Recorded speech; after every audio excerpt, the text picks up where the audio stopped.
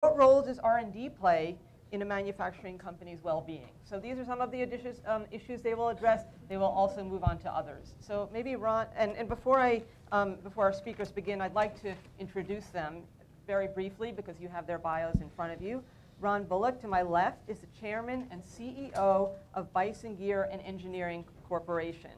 He's the past chairman of the Manufacturing Institute and president and founder of so many different institutes and associations that I don't have the time right now. He served on the National Science Board's Commission on 21st Century Education in Science, Technology, Engineering, and Mathematics, which I think is also relevant for this discussion. Greg Cappelli is director and CEO of the Apollo Education Group and chairman of Apollo Global. Prior to joining Apollo, he was managing director and senior research analyst at Credit Suisse and founded Credit Suisse Global Services team. He serves on the boards of Boys and Girls Clubs of America, Dominican University, and Everybody Wins. Blake Moret, to Greg's left, is Senior Vice President of Control Products and Solutions at Rockwell Automation and Chairman of the Manufacturing Institute. So Ron Bullock's successor in this position. So the baton was passed on this panel. I've tried to learn. Yeah. He also serves on the board of the Georgia Tech, is chairman of the board of trustees for the Manufacturing Institute, and is on the board of the Urban Ecology Center. And finally, Nick Pinchuk is chairman and CEO of Snap-on Incorporated and serves on its board of directors. He's also held leadership positions at Carrier Corporation, United Technologies, and Ford Motor Company. He serves on the board of Columbus McKinnon Corporation. He chairs the Skill for America's Future board.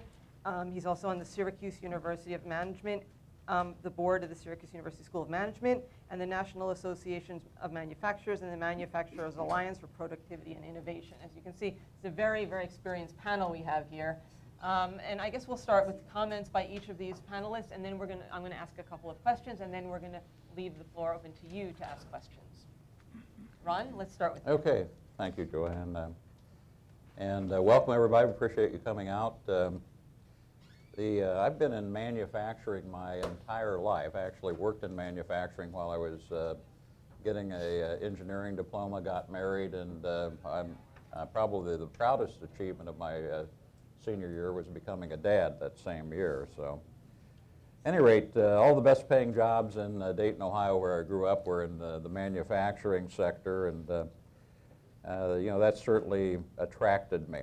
And you know, it kind of led to a lifelong learning journey. I did a you know, do-it-yourself apprentice, and I benefited from the different job opportunities that I had. I actually worked for Carrier Corporation for a couple of years before I went to work at a stainless steel foundry, Duriron Company, as I was finishing up my degree. So I thought, you know, we'd talk about the talent imperative. We have a demographic challenge facing us here in the United States because the boomer train is leaving the station. And if you look at our companies, there's a real succession planning challenge that we all face. At our own company, roughly 50% of the folks that work at our company are eligible for retirement over the next 15 years.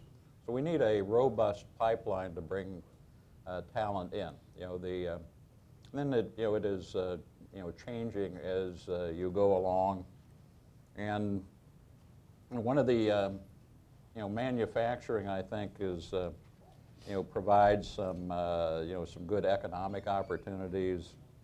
There's three ways to create wealth, right? You can dig it, you can grow it, or you can make it. And you know, digging it out in the Bakken Formation right now is a good example of you know, how we're you know, helping our energy challenges. You know, growing it. Our agricultural sector has always been leaders in the world, and we're more or less the breadbasket of the world. But you know, manufacturing is you know, we export as much product in 5 weeks as the agriculture sector does in a year. So it's a way to create wealth, and our motto ought to be, let's make it in America. Innovation is very important to all of us, regardless of what sector we're in. My favorite definition of innovation is that magical thing that happens at the intersection of invention and commercialization, and manufacturers are very good at commercializing technology. So there's always a continuing innovative process, and we see that at our own company. I'm now residing at our innovation center. We call it the Entrepreneurs Institute. We have our research and development programs there. We do a lot of brainstorming and talent development. We have rapid prototyping facilities, CRT 2 apart in 1 day type of things, and it really is helping us drive our growth, and we're close, right in the same industrial park that our main facilities are in. So it's innovation, I think, and research and development tax policies are something that we ought to be looking at as we go along. A year ago at the Aspen Institute, we're talking about policy. We published a report called The Manufacturing Resurgence, what it can mean for the U.S. economy. And we're around 11.5–12% of employment in the manufacturing sector. So we looked at what would it take to get back up to the levels we were at in the 1990s, or about 18.5% or 20%. And the results are quite startling. It adds some real economic benefits. I think another 6 to 8 million jobs, things on that order if we can do this. And we need, the economic benefits, I calculated just on the back of an envelope, it'd be another $400 billion in tax revenue at the federal government alone each year. So, something to help reduce the deficit. This report is available. It covers a number of different areas that we're looking at. Trade is a very important area. That we only have free trade agreements with economies that account for about 12.5% of the global economy. So, that's an area that is within our policy venues that could help drive growth in manufacturing. Tax policy, I think we're all aware of that as an influencer. It doesn't make sense for companies to be, multinational companies to make, headquarters decisions based on where the lowest tax regime is. So, we need tax reform. The research and development tax credit needs to be made permanent and strengthened. It is. We were the first in the global economy to have a research and development tax credit, but other nations have passed us by as far as the level of recognition they give in their tax regimes. Regulatory, of course, is another area that we looked at. We probably have too much in the way of regulatory oversight, and it's a real challenge just on day-to-day operating, trying to keep up with all the regulations. And they're not, many of them are not value added. They don't add to, safety or,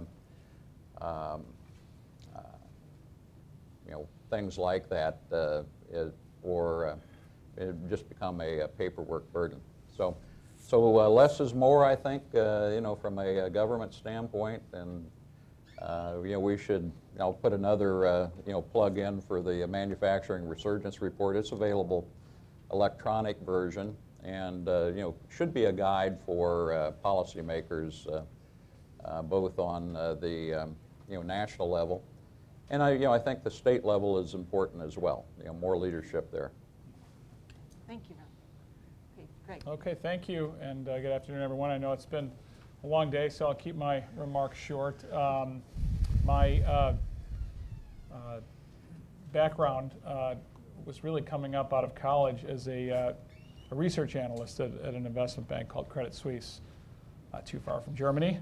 And I was able to study the education sector, both for-profit, not-for-profit, different training, corporate training, internal training for over 20 years. And that led me to the Apollo Group years later, where I've been for 7 or 8 years in this position. And I've done a lot of work in Europe and in Germany in different capacities, although my most fond memories are growing up as a kid. My parents were musicians, and all of their kids were musicians. We all went to music school, and so I actually got to perform and play piano in different parts of Europe and Germany, and met some very wonderful people in a very different life. My mother is still angry at me years later for not pursuing that as a career, but, but things change. I think that it is so important, the discussion that I've been listening into really all morning. You know, what led me to Apollo was their history of sort of thought-provoking and different kinds of leadership in mostly post-secondary education at the degree granting level. But as I followed this, you know, starting in the 70s, where there was literally no avenue for people to go to school at night. Can you imagine that today? No night school, and Apollo created these first programs in the US to do so, which everybody thought was bizarre. And then in 1989, when the internet was called UUNet, they created the first online programs. And I literally wrote a research report just blasting them for the stupidest idea I'd ever seen at the time. Thought it was crazy, and luckily I changed my mind a couple years later. But very innovative, you know, sort of thought-provoking way of saying we need change. We need to evolve as an education system in this country and others, and you can see what that's turned into in this country and now others around the world.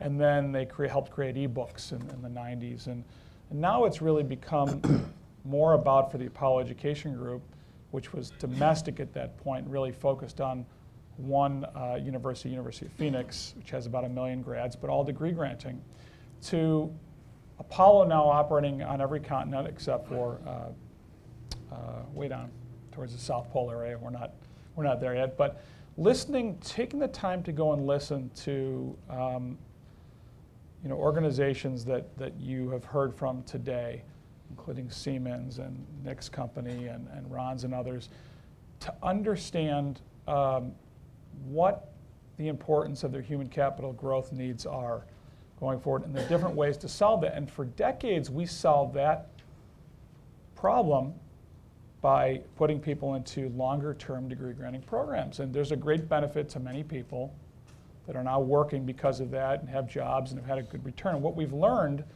over the past 5 years, as we've listened and learned, is that's not the right vehicle for many, many people around the world. And operating in Australia and India and South Africa now and parts of Europe, we're starting to see different models type of evolve, and we're bringing different types of models to the market rather than just long-term degree granting. One of the things I'm very passionate about is the skills gap in the US. Some believe it's overhyped. I just like data. I like the numbers. And it amazes me when I look out and I see 30 million people sitting on the sidelines in this country. Some are just in the unemployment number, and the rest have dropped out of even looking. And yet, as of March, fact, 4 million jobs advertised, not filled. And that bothers me because, one, in a global economy, it makes us less competitive. Two, I know that if we fill those jobs, we will lower unemployment by 40%. These are jobs that are offered. You just have to match the skills up or produce people in middle-skilled areas in many cases. It doesn't take 4 years. You can skill up these folks in 3 to 12 months to do many of the jobs that are sitting there unfilled today, or the companies you know, claim they have to go outside the country to find talent to get. And sometimes that's true. The other thing we could do if we close that gap is we could add $2.5 trillion a year to our economy. I just put out another white paper. I can't get the research analysts out of my blood, so I have to keep writing these white papers. But this one is short and to the point, and it's interesting. It's called Creating the Future American Workforce. I went on MSNBC last night to talk about it. And there's some statistics in there that I think will surprise you. One of the things that was extremely, it was a privilege to do, has been able to go coast to coast and talk to CEOs and just listen. What are the issues you're dealing with? What are your human capital issues? What's most important to you? And sometimes you hear, well, the government's not working with the educators who aren't working with the corporations. I heard a gentleman earlier today, and I think it's right. You shouldn't rely on the government for all the spending and all the funding for higher education. I think corporate America, including ourselves, we have 44,000 employees and faculty. You're either going to do it yourself and make it happen or not in many cases. And so there's a lot going on in this space. One of the things that comes back to me from around the globe is that I hear people dissatisfied with the ability to find capable and trained workers. The manufacturers, we saw about 2/3, Ron, of the manufacturers that we met with that said, well, not only am I worried about it, I'm worried I'm not going to be able to get the talent that I need, but over half of those said they think it's going to get worse. And 20% are doing nothing about it, just waiting for the system to change. Maybe not such a good strategy. So, this is real. I mean, the other thing that's talked about in this country just relentlessly is our wages. Is there ever going to be real wage growth, right? What's keeping this country's economy down?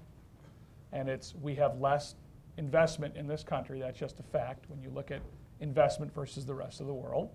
Interesting. Michael Porter talks a lot about that at Harvard. Number two, our K-12 system badly needs to get better, and that for a number of reasons. You can't have cities graduating 50 or 60% of the kids and then wonder why we're 100 million years short in higher education of what we need to sustain a $17 trillion economy. And number three is middle skills. Skill people up that are already working adults or want to be working to get better jobs. And instead of worrying about to fix the entire system, and this is not a comment on what should happen with minimum wage, but you all have good paying jobs, that are far above minimum wage in a lot of cases. And I'm convinced you want to see real wages go up in this country for the first time in a long time. This is the answer, to skill people up to take jobs that are sitting there, that pay above, what you make at McDonald's or as a barista at some of these other places. So I'll leave you with this. One of the things that we're doing, and we can talk about it during the Q&A, on our part to try to solve some of the issues. And by the way, the other thing that I'll tell you is in covering from a research basis many Fortune 500 companies in my career as a research analyst, and writing research and telling investors, big company investors, what to do with these stocks and companies in terms of their investment. Out of everything that I saw over 20 years, right, covering over 100 companies with my research team, some people had great business models, capital efficient models, some required more capitals, some were making widgets or manufacturing things, others were service-based companies, some had better access to financial capital, some did. Number one reason that made a great company or investment into an equity stock over a long period of time was the CEOs who 100% understood and got it that human capital was their most precious asset. And they grew it, they got it other ways, they trained, they nurtured, they promoted, and that's probably the most important lesson that I learned. Having the privilege to go into these organizations and ask a lot of questions and model them and get to know them, was that area. And that's why I'm so passionate about whether it's here or in other countries. If we solve some of these issues around training, it can mean an awful lot, not only to the middle class of this country, to the GDP, to real wage growth, and to a better life for so many. That's why I'm so passionate about it. So I will leave it at that. We can talk about the virtual apprentice maybe after some others have had a chance. Yeah, I think that in the Q&A we can bring that up. Okay, Blake, why don't you? Great. Well, thanks for the opportunity to share some thoughts with you this afternoon. I'm going to talk about some areas that I think are most important for us to concentrate on if we're to sustain some of the ideas that you've heard about this morning and then also on this panel. So I think the most important thing was said this morning, and that is to continue to focus on demand-driven skills. And from a manufacturer's standpoint, what we're looking for, right, are competent workers with relevant skills to what we're doing today, but also the ability to continue to learn over what could easily be a 40-plus year career. From the employee standpoint, the engagement of employees through all stages of their career is so important. We can't overestimate the impact of an engaged workforce on innovation, on retention, on customer loyalty even. And what all of us want is for the work that we're doing to be important, for us to have the tools and the training to be good at it, and then to be able to progress in our careers. And so what can we as manufacturers and educators and policymakers do about this? And during the time that I've spent with the Manufacturing Institute, when I ran our services business and our training and Rockwell Automation, there are really three areas that come back again and again as absolutely key for us to focus on. The first of that, and you've heard it today, is lifelong learning. The importance of not only the STEM skills that you learn beginning in K through 12 through programs like the First Lego League, Project Lead the Way, and all the other programs that either are national or have been implemented locally, but getting that early exposure to the foundational skills that will be so important going forward. Another aspect of the lifelong learning really centers with us as manufacturers, and that's a commitment to continue to set aside durable budgets for training through the course of that career. I spent a lot of time with users of our automation equipment, and time again, you hear the concerns about the new equipment coming out that is too complex. And these are workers who were right at the vanguard of the waves of automation that came out in the 70s and the 80s, but the technology has moved on. And no matter how bright you are, no matter what your commitment is, if you don't have the opportunity to sit with competency-based courses of instruction to be able to learn, then that's a very frustrating thing, and it's certainly a loss of productivity for those companies. So we've got to make a commitment. I think Deloitte suggests that 3% is really a minimum threshold of payroll to set aside for ongoing training. And so that's a challenge to all of us as manufacturers that we have to look at. The second really is competency-based instruction for current needs. And this gets to the concept of the skills certification system that I think all of the panels talked about.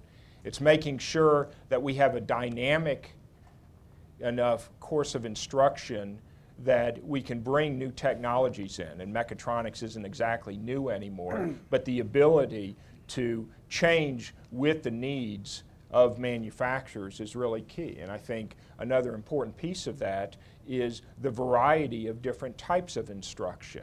So a one-size-fits-all class trying to hit a common denominator among people with various needs, varying learning styles, because I know that my learning style and my expectations is a whole lot different than my kids.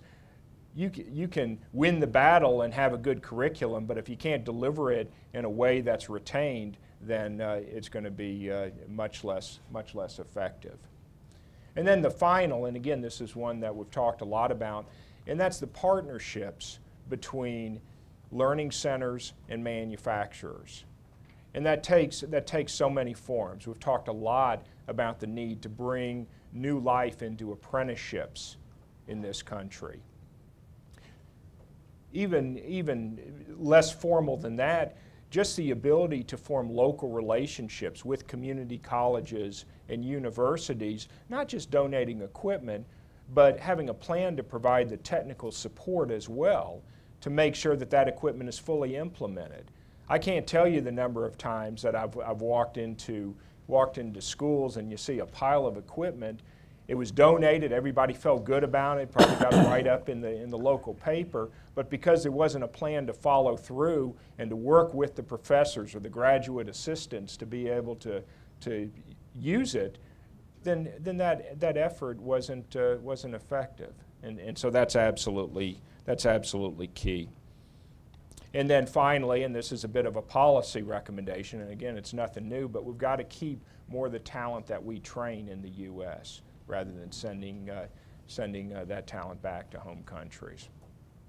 We've got an example that we use within Rockwell, and Polk State Corporate College in Florida is a community college that was working with an individual manufacturer to create an apprenticeship program. And we worked with them to expand that apprenticeship to look at providing certified credentials along the line of the Department of Labor's competency model, which is really the basis of the NAM skills certification system, to be able to expand that so that it was relevant for more of the big local users of that type of equipment, and to create a pathway to an engineering technology degree. And it's been successful in its own right, but I think the other lesson that we look at is the importance of that local engagement.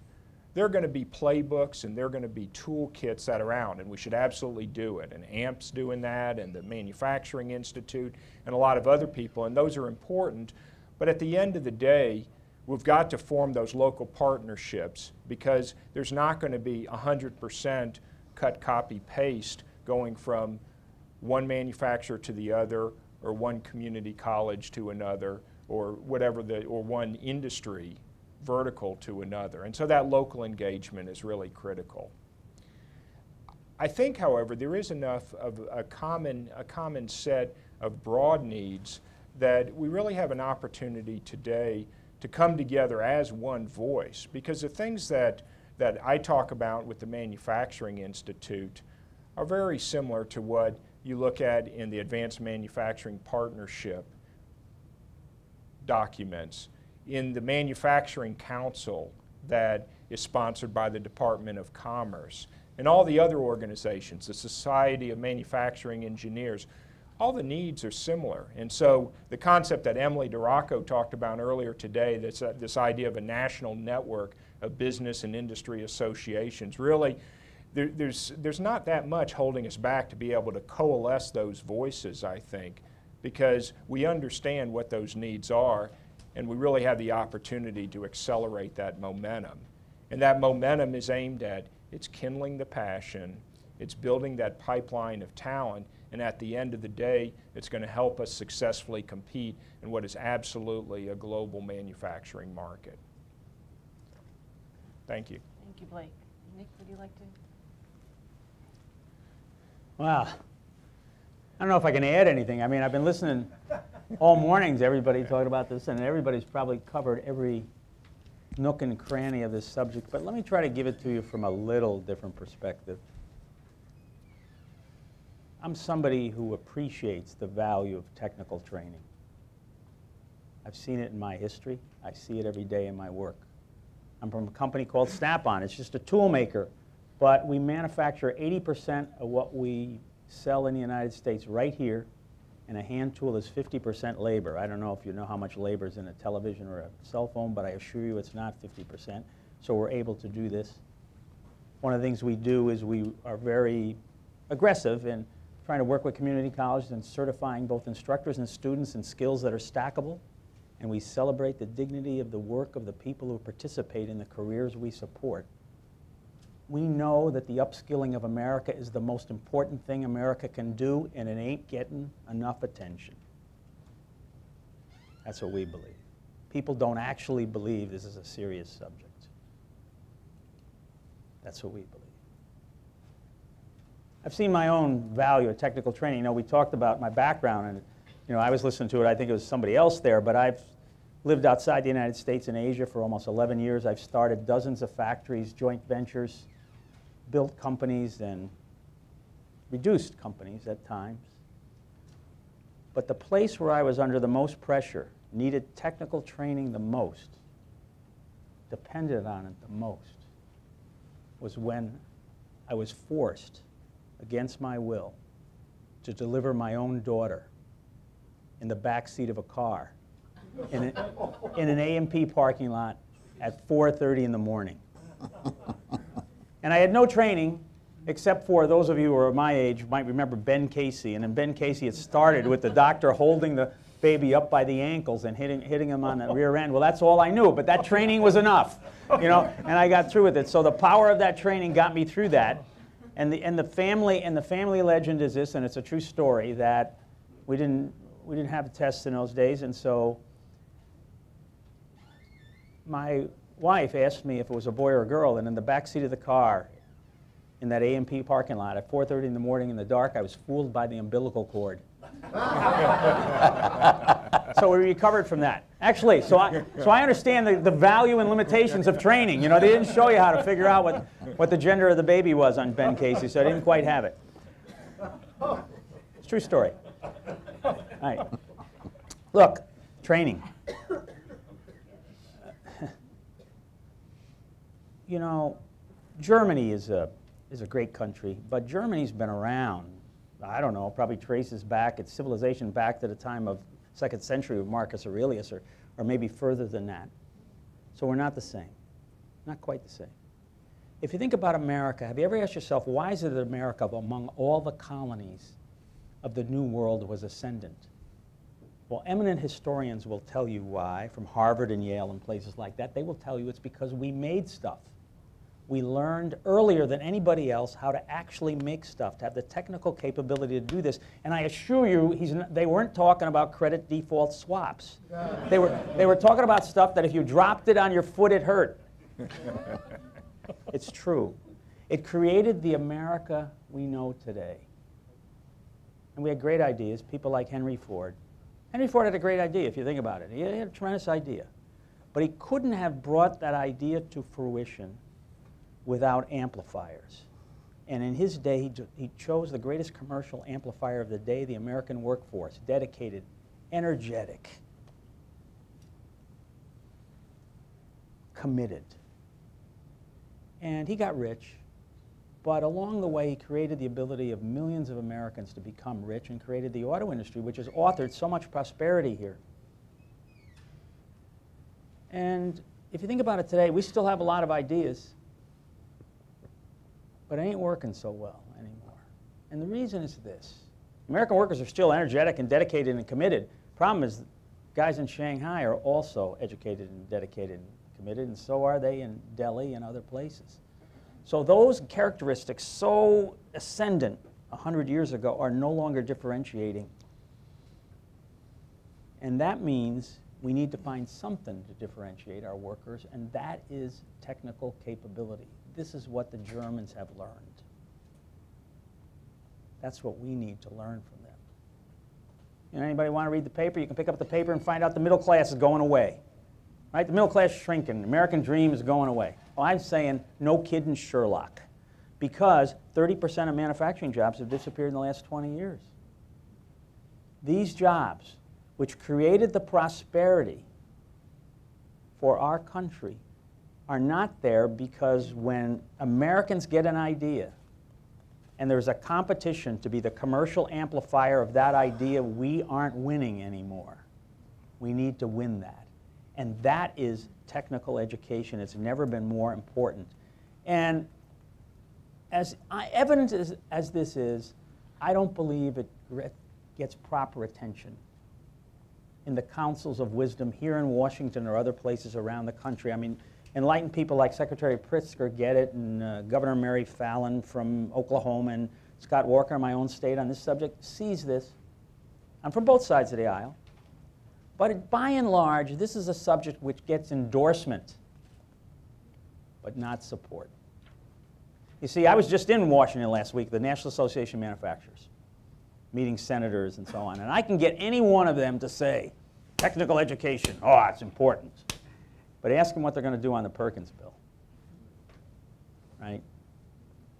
You see, the difference between endorsement and support. Every idea that comes into my office is a good one. I can endorse every one. The wacko ideas get filtered out before they get to me. So with me, it's a matter of priority and energy and capital. And so as evident as it seems that upskilling of the workforce is important and technical education is important and certifications are important and the idea of building up the feeders are important and enhancing our manufacturing is important, I have to tell you, I don't think our leaders all believe this, and we need to get them to believe this. This is the most important thing. That has to happen first before any of this else can really work. That's the most important thing. That's what I have to say. Thank you. I'd like to thank all of you for your comments. And now we're going to try to bring this into a conversation. And one question that I have is, this is about Germany also. So what aspects of the German model have you tried to implement and found useful in your organizations? But because of their different cultures, obviously, you can't just do one-to-one. So what kind of adaptations have you had to make when implementing certain aspects of the model? I think when we look at working with our local school districts, the thing that is striking about the German model, of course, is that young people are making career decisions around the 10th grade. So, they're getting, a little better guidance,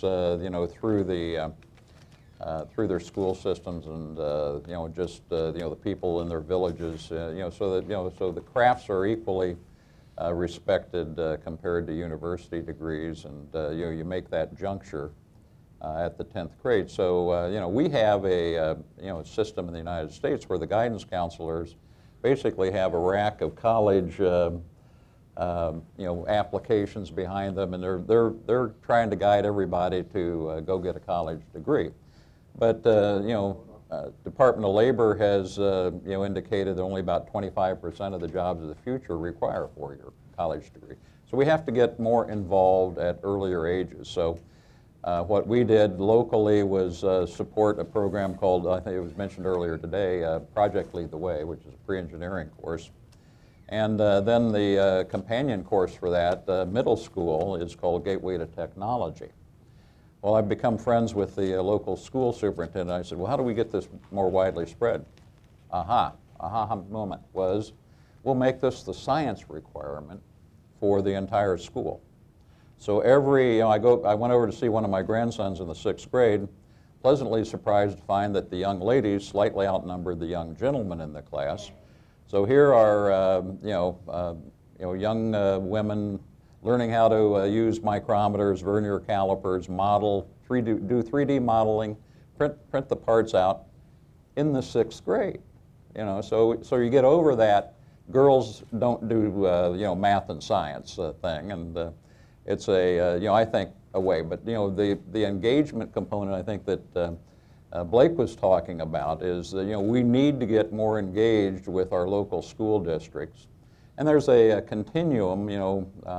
Middle school, high school, community colleges. We work with 3 different adjacent community colleges with us nearby, and then statewide we run what's called manufacturing STEM learning exchanges as part of a Pathways initiative in Illinois.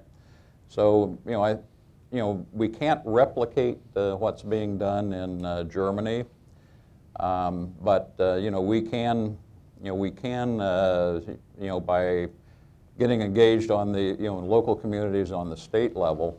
One of the things that the Dream It Do It program through the Manufacturing Institute is in, I think, 40 states right now, Blake? Close to it, yeah. Yeah, close to it. So it's a that particular model, I think, is a key to making this success and doing the American version of German apprenticeships. I think one of the things, to your point, Ron, we found in the U.S. system versus some of the other countries that we're in is, to your point, the counselors in high school are just at a younger age.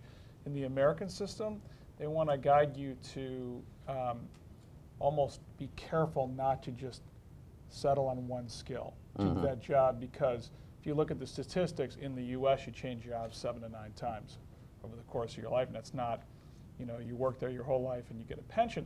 And so it's almost as if rather than do that, they're counseling to, well, get a little bit broader based and leave your options open.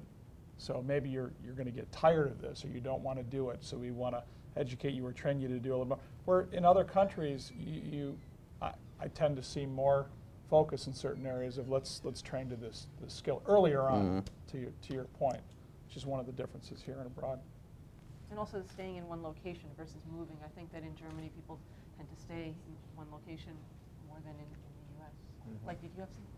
Yeah, just I think because we see in factories today there's such a wide variety of entering skills.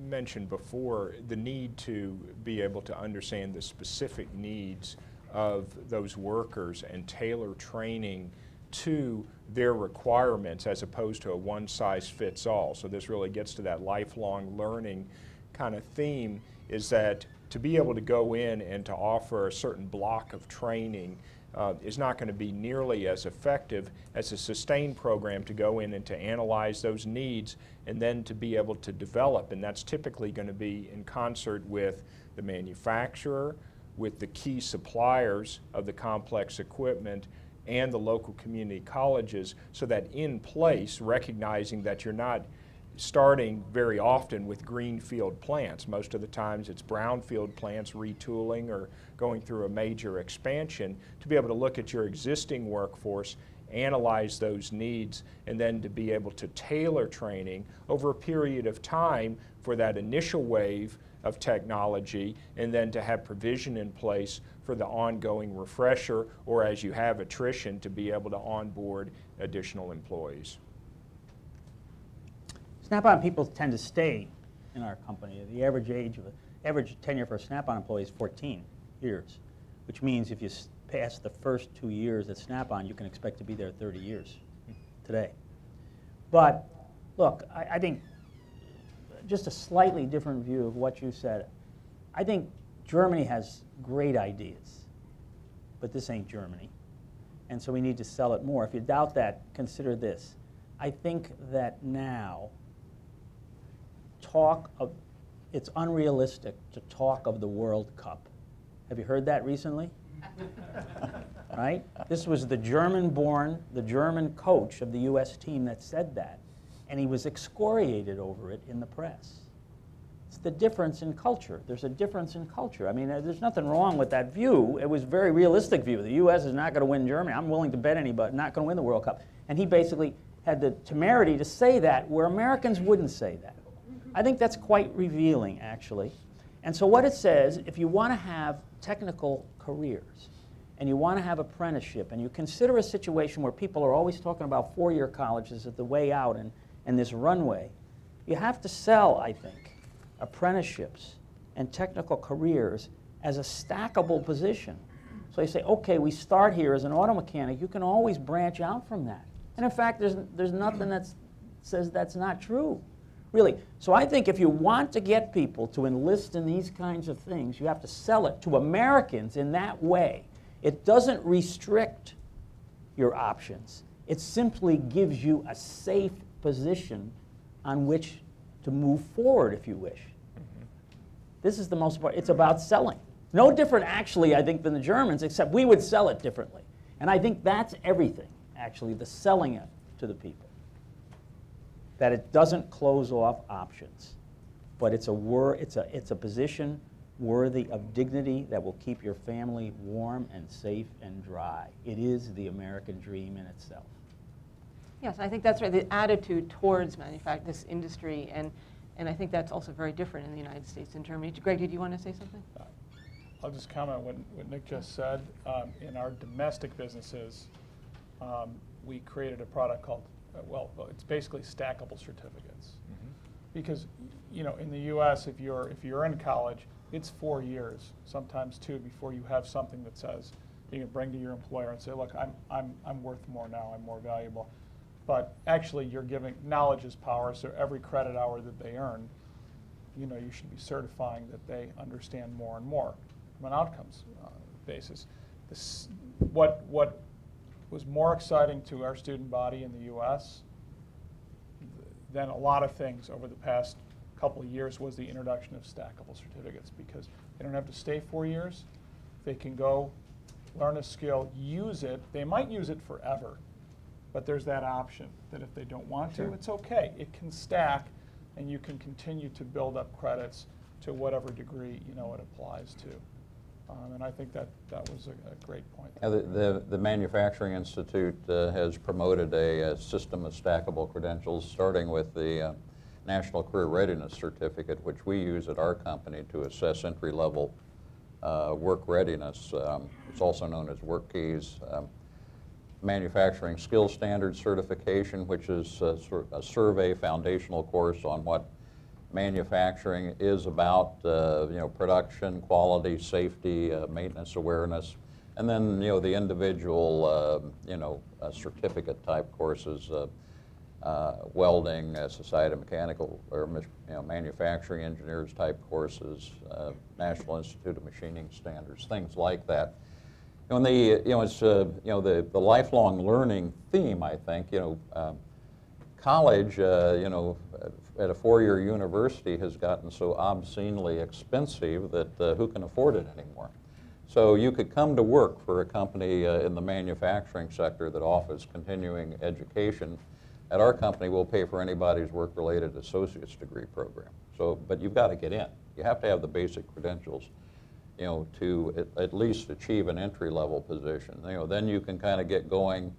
And we have a learning system model, you know, as you know, I'm sure you know, Blake and Nick have as well, and Greg, that you know, promotes opportunities. You know, so you know, we have, you know, we track the number of green belts, black belts, lean facilitators, and other, you know, certificate type you know, programs that go above and beyond you know, actual you know, pursuit of an associate or a baccalaureate or you know, graduate degree. Although we do you know, we do account for those as part of our budgeting process. Mm-hmm. Yeah, and Volkswagen, is our colleague from Volkswagen still here? You know, he mentioned, we were talking last night, you know, they're bringing the professors from the community colleges into the Volkswagen factories. I love that idea, because you brought up costs. Even if you go to community college, the dirty little secret in this country is that's great for the student to pay $50 or $150 an hour. Taxpayers in this country are paying $10,000 to $15,000 for you to go and graduate in many cases, like in the city of Chicago, at 10% graduation rates. So they're not getting a return on that. But if the companies and the employers start engaging with those colleges and even universities, there's going to be higher output. The taxpayers are going to get a better return, you know, on their investment into the education system. Yeah, I agree. Greg, you mentioned earlier the virtual apprentice. Could you just talk a little bit about that? Yes, it's a little bit different than a lot different actually than the system in Germany, which I have a great deal of respect for and studied, and I believe that we'll see more aspects of that here in the U.S. But the virtual apprentice is a concept. There was, again, all these conversations with CEOs and executive teams of Fortune 500 companies. And as I was at our schools in India last year and sort of woke up in the middle of the night, because this has been bugging me for a long time, that I hear complaints from senior teams that the hiring process, the actual human capital evaluation process, I've got to rank all my schools in a lot of cases. I've got to use the job boards and use all kinds of recruiters. And then once you finally identify people at any level in the organization, right, you somehow attract them, you recruit them, you do something, whether you go into high schools, whatever you do. And then between 30 to 50% of the time, they actually work out. So companies spend billions and billions of dollars on this process, and it's very inefficient. There's a lot of friction in it. And the virtual apprentice that we're building right now with 10 to 15 companies in its trial phase is designed to give initially Fortune 500 companies, but really all employers the opportunity to have a look into the minds of students early on in the process. So if you're a student at one of the Apollo Education Group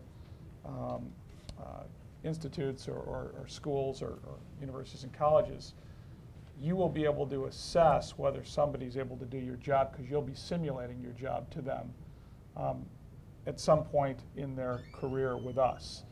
And that allows you to assess somebody, whatever the name on the door of the school is, you having an understanding whether they can do your job or not.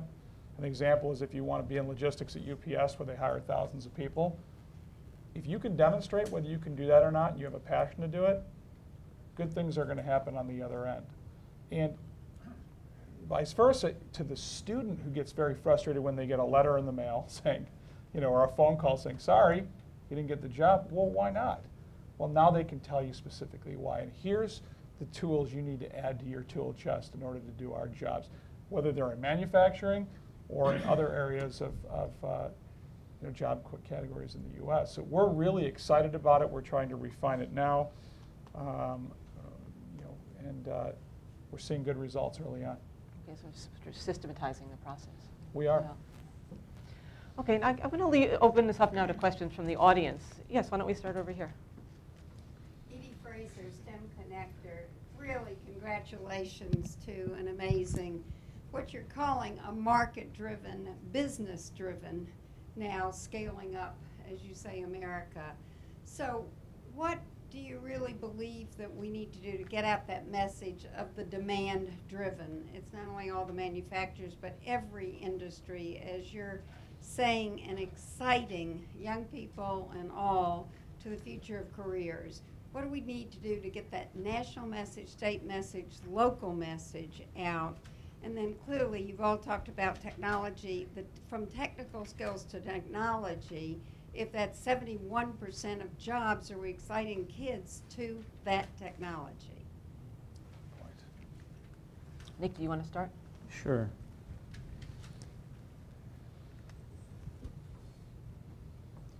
To get out the message, first of all, you have to believe it. Let me ask this. How would the people in this room feel if their son or nephew or daughter told them they were going to become a car mechanic?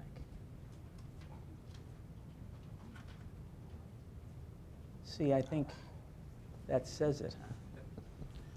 Right? This is what other people's kids do.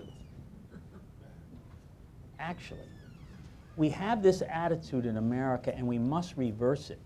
The idea of these people who have done the careers which have moved us forward, as I said, are now deemed to have settled for the consolation prize of our society. The smart kids go on to four-year college. They're the anointed, and those that must settle for anything else go on to do these technical schools. And you can hear it even in fora like this, because you'll hear people saying, we are going to promote technical education as a solution to some group that's been disenfranchised. The long-term unemployed. Now, that's a worthy idea. But every time you say that, you reinforce the idea that this is the consolation prize. And so we must stop that. And so what we can do ourselves, we have to stop talking about these careers as if people are settling. We must recognize them for the American dream they always were. Tyler Cohen wrote a book called The Average is Over, and he says the American dream is slipping away. I only say that's because he redefined the American dream as being a CEO or a lawyer or a TV anchor. It always was about having a job like a car mechanic, a welder in a factory, keeping your family well and having pride and dignity. We have to adopt that ourselves and force our leaders to do it the same, demand that they do this. So they talk about, as I said before, these jobs not as a consolation prize, but as something that's worthy of moving America forward. There's a precedent for this. Kennedy did it in 1960. He said, we're going to the moon, and every American high school student dreamed of being a scientist or engineer, enlisting in his army to bring us to the moon. I remember because I did it. and we can do this with our kids. That has to happen. So we have to adopt that attitude, and we have to demand our leaders to do it too. Do we have anyone else on? I think that we have created that feeling in the U.S. And by the way, when you look at technical or career education, you know, when you make fun of it for 20 or 30 years, we're badly behind. A lot of, and all the statistics will say that. I will say this: there's only 132 or 30. Well, there's 132 or 33 million people in the labor force in this country over the age of 25, and 85% do not have a bachelor's degree. So, you know, there is a place for that, right? We're talking about scaling up the rest of America, which has been sort of left behind, if you ask me. But you have to look now at what other countries are doing, whether it's China, Brazil, which is the fastest education growing market in the world with 200 million people, or India, 500 million kids under the age of 22, 23. You know, that has to be taken into context here. And for the comment of, are we exciting kids? I don't think we're exciting kids. I'll tell you, you can't have graduation rates in Detroit at 30%, right, and tell me you're exciting kids. It's not fun. Kids will sit and play an Xbox game for 8 hours a day if they have the money to do it or the means to do it, or on a phone or whatever it is. You put them in a classroom and they're zoned out. Somebody made a comment about how we learn. We learn differently, and we've invested hundreds of millions of dollars in adaptive learning technology and are trying and piloting and trying to run, because you realize if I stand up to this room and I teach you one way, half of you are going to think we're going too slow, half are going to think we're going too fast, some won't get it, because some are auditory learners, some are visual learners, some want to touch it and feel it. And we don't even take that into consideration in higher education at any level. So no, I don't think we are exciting kids.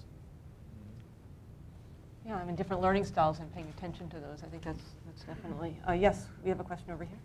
Yeah, I wanted to follow up on Greg's Xbox, and I have a third grader at home, and maybe a mature parent in that regard. Someone joked I was raising my grandkids, but anyway, the point is I saw the games, and my son wakes up and runs and wants to play Clash of Clans, and it sort of scared me. And anyway, I ended up getting involved with serious games and the idea of using games as a mastery tool, and so your virtual apprentice is sort of why I'm here, because my group is out of Copenhagen, Denmark, but they've been involved with the German system through Opel Automotive, and I think it actually could be quite interesting for Snap-on, but that's another conversation.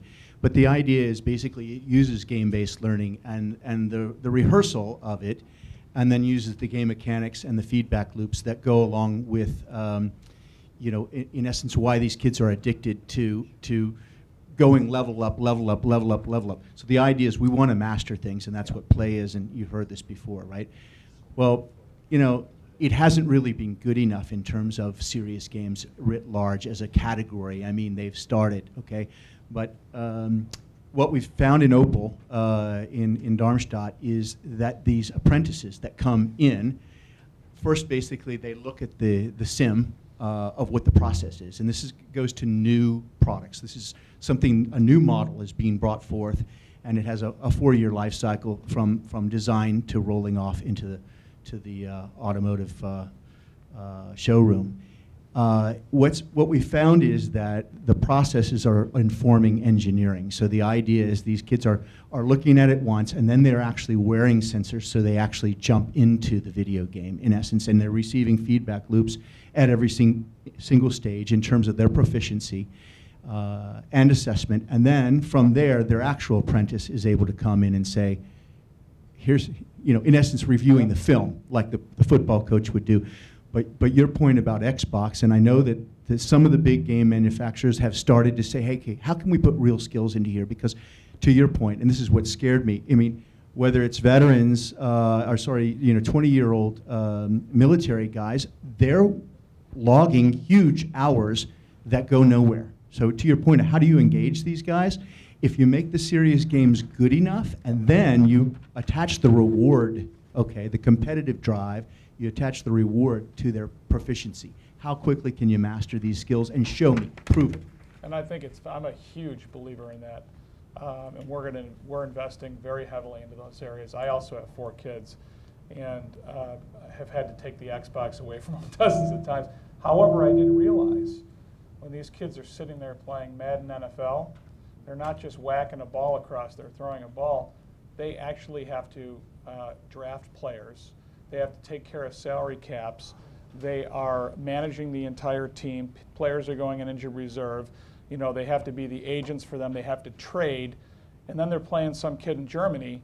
So you realize they've turned into little general managers. And they're learning more from that than they are sitting in some of their classrooms. So I don't take it as much anymore if they let me play with them.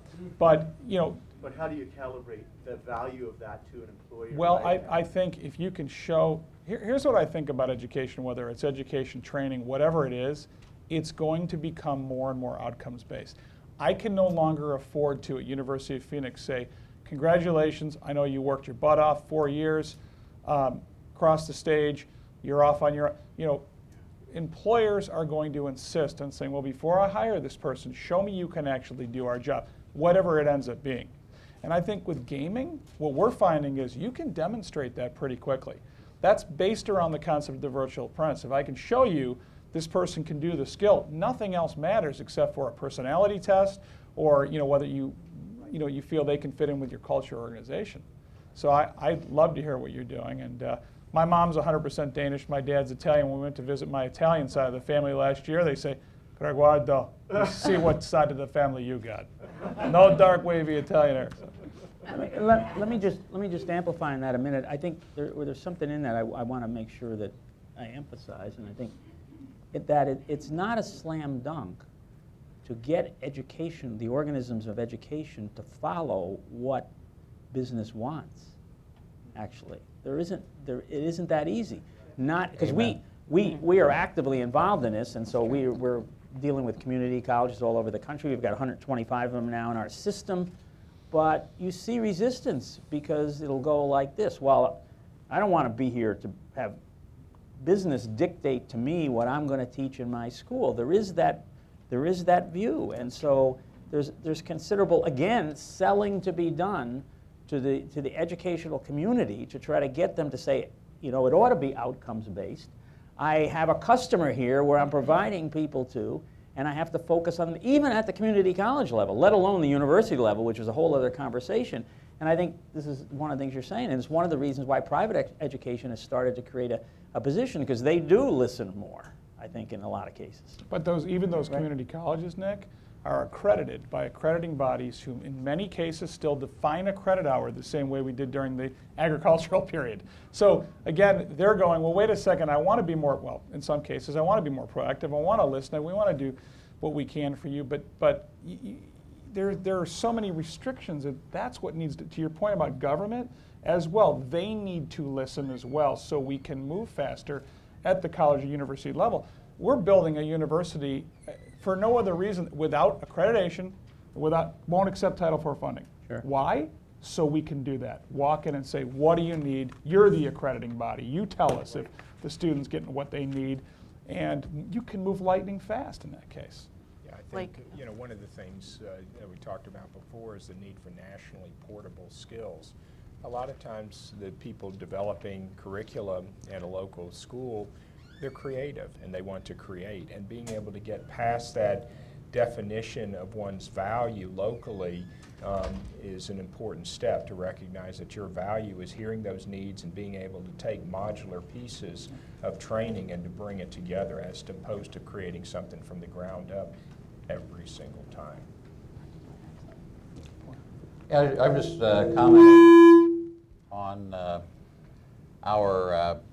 we've looked at, in Illinois, we've looked for informal learning, you know, doing things like working with the Museum of Science and Industry, and you know, finding opportunities for hands-on learning that way. You know, Lego, robotics. You know, I built a. You know, my grandkids are great with Legos, and so we built a Mindstorm robot. You know, Grandpa could help out with the programmable logic controls of the servo motors, and they were really good. They learned a little bit there. They're really good at the Lego aspect of it. So it's a cumulative type process. And at our own company, our Vice President of Continuous Improvement in Engineering uses gaming theory, to help teach technical subjects. So it's you have to think out of the box and find those teachable moments in everyday life that you can capitalize on. Thank you. I think we had a question over here.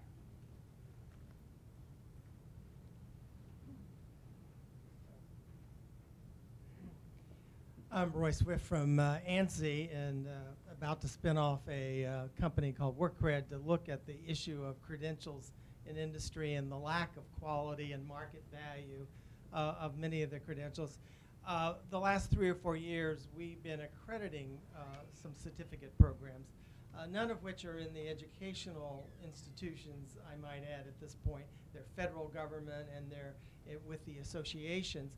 But the two things that seems to align itself is that the interaction with industry is minimal. The once-a-year luncheon that says that they had interaction, and the weak assessment.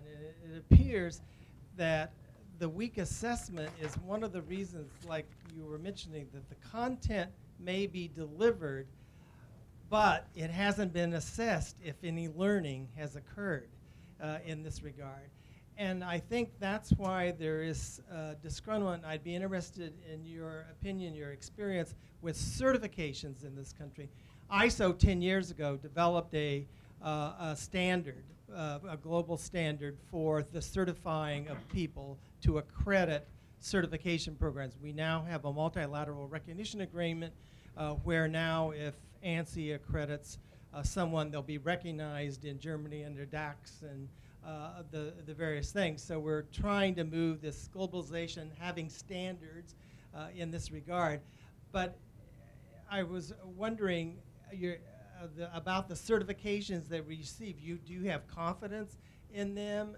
It appears only 10% of the certifications in this country are accredited by anybody. And so it's a buyer's beware product here. And it seems that assessment is the key, whether you're talking about a certificate program or a certification program. And I'd be very interested in your experience with either one of those. I was going to. Go ahead. Go ahead, Nick. All right. Look, my reaction, first of all, I think our certifications seem to play out pretty well in the marketplace. We think we know what we're doing when we drive, since we happen to be in these workplaces all the time. Actually, I don't think you need to assess the learning. Who cares? I only want to know if they have a job and they hold it. I mean, the idea of putting up a structure that's going to assess the learning, to me, isn't really so interesting, to me anyway. It might be more interesting to Greg or other people here, but to me, it's only, did they get a job? Did they actually hold that job? Doesn't matter whether, they pass some test or something like that. To me, that's the most important thing. So it would seem to me that's the ultimate outcome. Did you have a job? Did it create prosperity to you? Therefore, that certification or that course is worth doing something. You know that that's the case, that 90% of the people went through and got jobs? Got to be good. I think.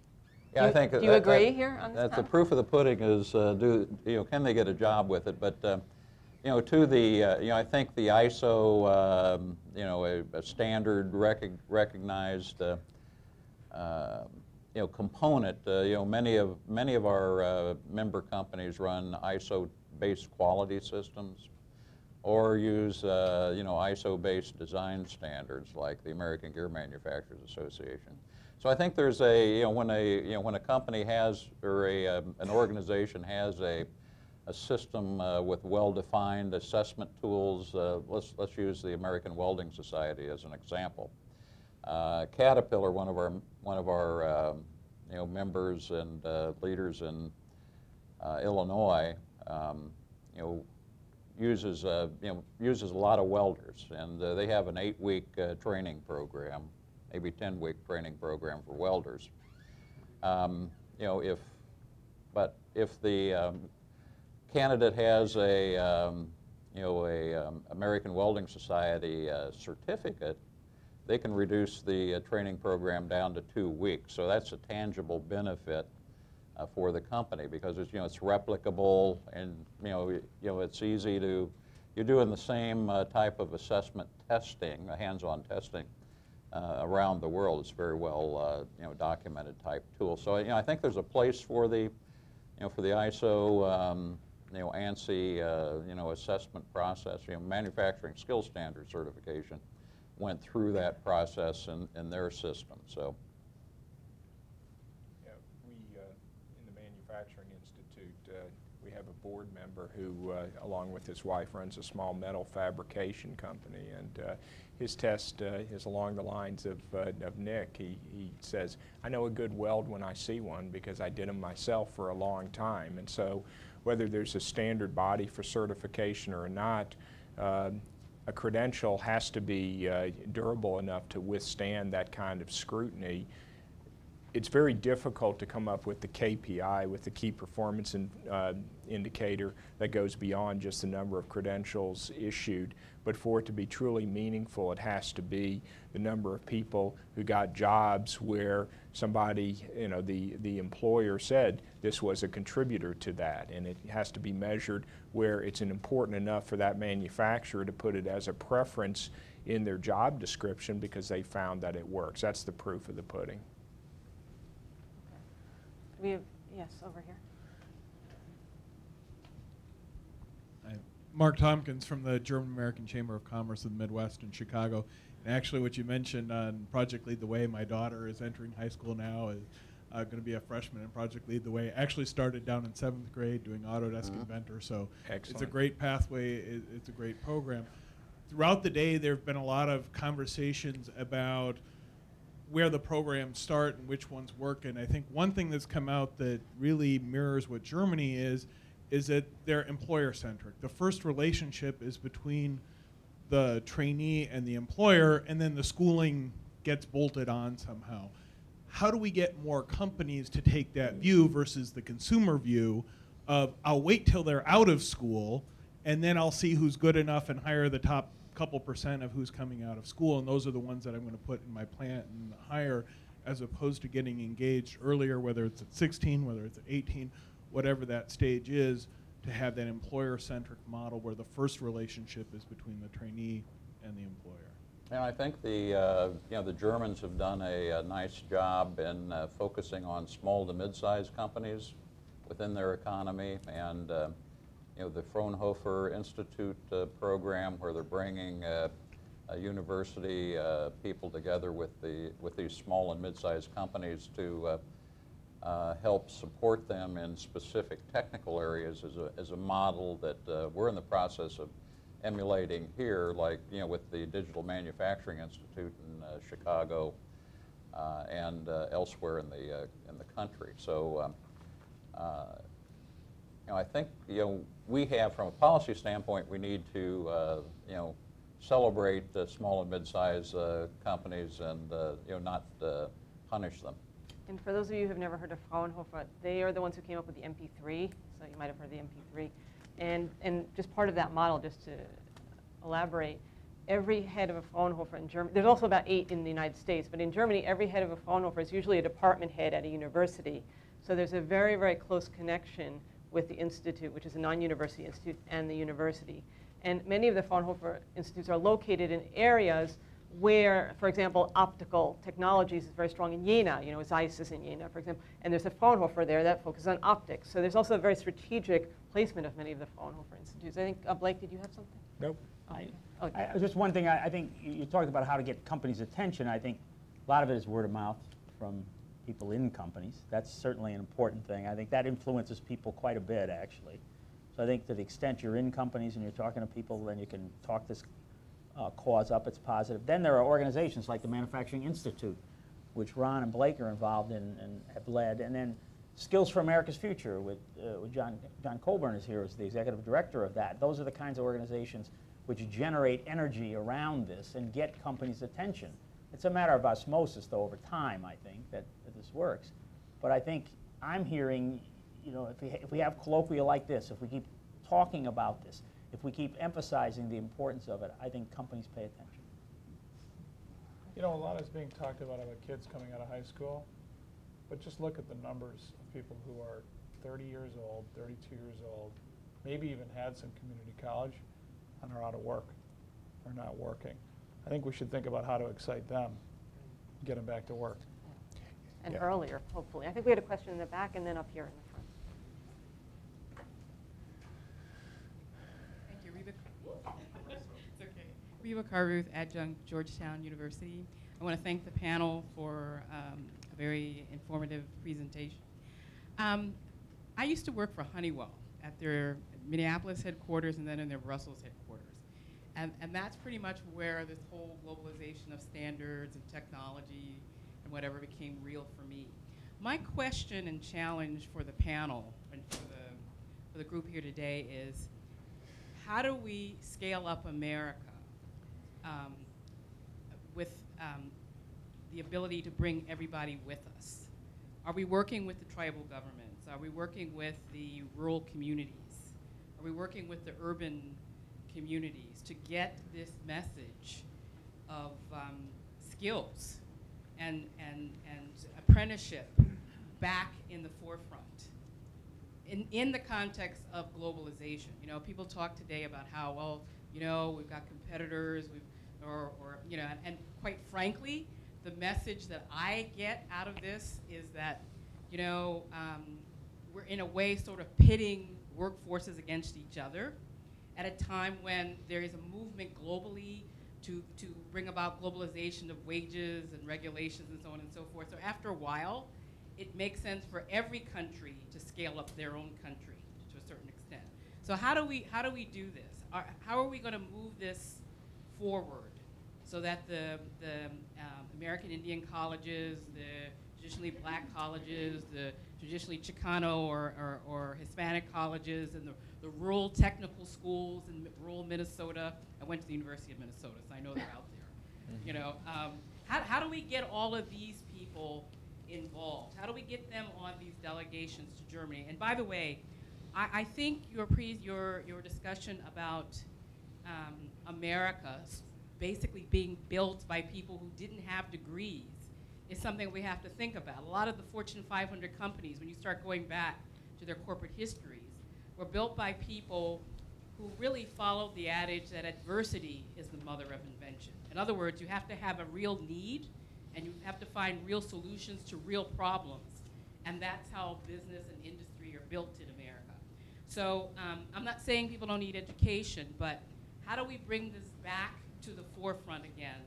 And how do we involve all of the parts of American community that built this country and continue to build this country, even though in many ways we don't like to talk about them unless it's sort of like, as I think you said, sort of like as second tier or the relative we're ashamed of. Well, if I can start, look, it's a big question, right? A long question, a big country. A simple answer is this: it starts with the president, my opinion. You got to have a president believe in this, and then you have to have governors believe in this. In other words, the people who have the biggest microphones have to set the tone. I think that's the most important thing, and that everything falls from that, so we have to convince them. The president in the State of the Union this time mentioned community colleges much more prominently, but as State of the Unions are, it was a laundry list of a lot of things, and so I would prefer that he spent a lot more time on emphasizing this, maybe even over four-year colleges. Because I know, for example, Gateway Community College has 25% of the kids at that, or people at that school already have four-year degrees. So it comes from creating an emphasis and an awareness, as I started in the beginning, that says these people are important and this is what built our country. And the reality is today, yes, adversity built us in the past, and you didn't need a degree. All you needed was enthusiasm and energy and entrepreneurial spirit. But if you're going to differentiate yourself today, you need capability in some sort of education. You need that, and we need to spread that broadly. That's what I believe. And then, so I would come back to, we need to convince our highest level leaders to restore for themselves and for the nation the respect for the dignity of work. That's really where it all starts. I think in the urgency for that is only going to accelerate. So, you know, we talk about the Internet of Things. We talk about the pervasive connectivity of the things that we work with, and the divide between the people who have and have not is only going to grow, and it's going to be along the lines of being comfortable with that kind of technology. So the need to have that basic understanding in a small town will be as great as in a big city, because it's going to affect the places that we work, the way that we use technology when we're in a city, when we're trying to find and pay for a parking spot, and it's coming at us quick. And we're going to find a growing class of people who are bewildered because they didn't have that opportunity. Okay, we have time for one last question over here. I'm very impressed with the discussion of initiative from industry as opposed to high-level leaders on, and the emphasis it has on training. But I'm curious, there's been a lot of discussion about who helps and who gets in the way, what the obstacles are, and it hasn't been dealt with, but I'm curious, Illinois and Wisconsin, what the role of unions roles are, and whether that's been a positive or a negative, had a positive or negative impact on your training programs, your initiatives. Well, we have at our company we have a union. You know, it's having worked for a United Auto Workers company, you wouldn't know we had a union. but we do. I think it's you know, they've been very helpful and supportive. The Illinois Manufacturers Association, which I chaired, formed the Chicago Manufacturing Renaissance Council. That was the City of Chicago, the Chicago Federation of Labor, and the Illinois Manufacturers Association working together. So I think it's, you know, the unions recognize that, you know, their members, it's in their members' best interest to continue to, you know, improve their skill sets, and certainly something that we can, you know, we can live with. As there are examples of big business having ridden roughshod over workers, there's examples of unions having driven us into positions where it's very difficult to compete. But you know, I'm on the U.S. Council, I'm one of the executive committee, U.S. Council of Competitiveness. There are unions on that council, and they understand the need to compete, actually. And I have to say, for our company that has 8 factories, or 9 factories, I guess now in the United States, we have union factories, we have non-union factories. Horns on the same goat.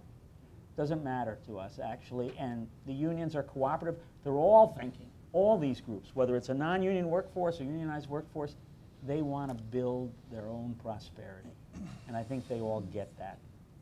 And they all get the idea that this is a global competition. It may not be a zero, it may not be a you know, every win-win situation. It may actually be a competition where the plant in Milwaukee is up against the plant in Shanghai.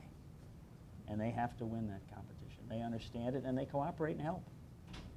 I mean, that's the key to, that's the missing link here to a lot of the discussion that's being had today is, however we did get to prosperity, you know, I mentioned we added a year of education to people's lives every decade from 1880 to 1950, and we were out educating the world at one point, and then, you know, things changed some, but you can't just think of it in terms of what if we do this in the U.S. anymore, because you have to be aware of what's going on in other countries in the world, because they are producing educated people as well, or training. And college is just one term.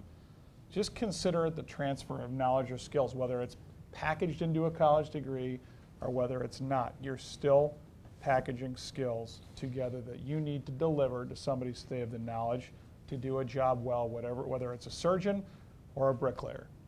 And we don't make it easy, you know, in this country. As Nick said, we fight, you know, the institutions, the unions, the teachers, the faculty members, you know, we're all fighting about too many things in terms of 500 new regulations across the education sector in the last few years. We need to get together and make it easier, right, to get all this into the marketplace instead of more difficult. Okay, with that, I'd like to close and thank our speakers as well as the audience for this very engaging discussion. Thank you. And just one last comment. The German Center for Research and Innovation, that's our organization, our newsletter this upcoming month, at the end of this month, will be on manufacturing. So if you're interested, just talk to me. Thank you. And for a final word before we get out of here, I'd like to invite Peter Fischer, the economic counselor and the head of economic affairs at the German embassy, to summarize everything we've learned today in 2 minutes.